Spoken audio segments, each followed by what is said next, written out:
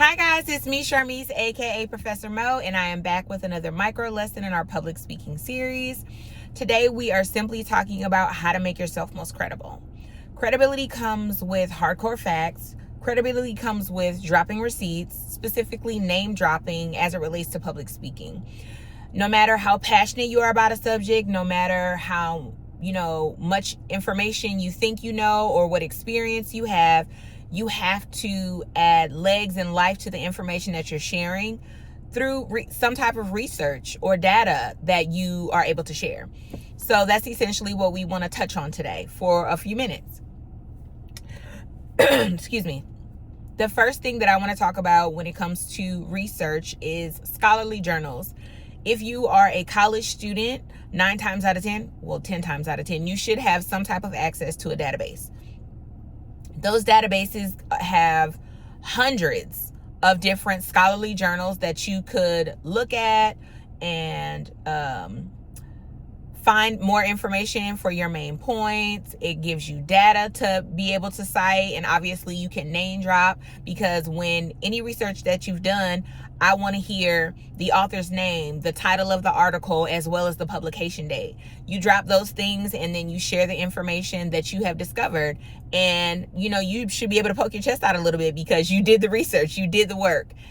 So it just adds a lot more razzle and dazzle to the information that you were sharing, and it also lets the audience know that you're just not talking out your behind. Okay, so definitely want to encourage you guys to look into scholarly journals. When I was in college, I used JSTOR and Galileo a lot, and there are health journals, there are medical journals, there are education journals. There's all these subjects that you can tap into if you just take a little bit of time and look through the scholarly journal database that your college or university provides. So that would be my first thing to suggest. Another option is, depending on your topic, you could find different books or literature to read. Do I need you to read the whole book? No, but there's a chapter that you can lock in with and find some really good information and be able to share. And once you share it, you can say, the author's name, the title of the book, the publication date, and even the chapter. That's, sprinkles, right? That's sprinkles on top of whipped cream.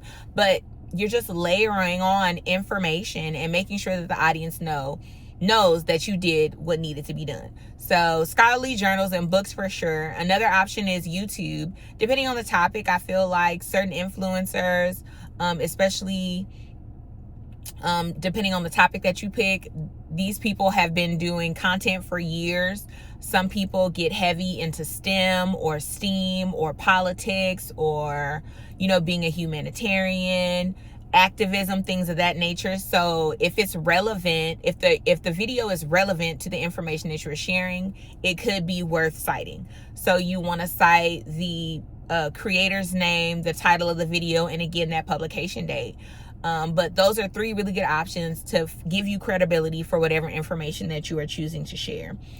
You are also welcome to share examples or testimony that from your own experience. That should not lead the speech. That should not be the bread and butter of the speech, but you're more than welcome to share a testimony or an example from your own experiences. But you have to filter in some type of research just to fluff it out a little bit. Another option is to kind of create your own data. I've had students do Facebook and Instagram polls or physical surveys and tallies around the class, around the college. And they're like, according to 50 of my classmates, these are my findings. According to my Instagram poll, this is what I've discovered. And just that verbiage tells the audience that you've done some research and you have some findings.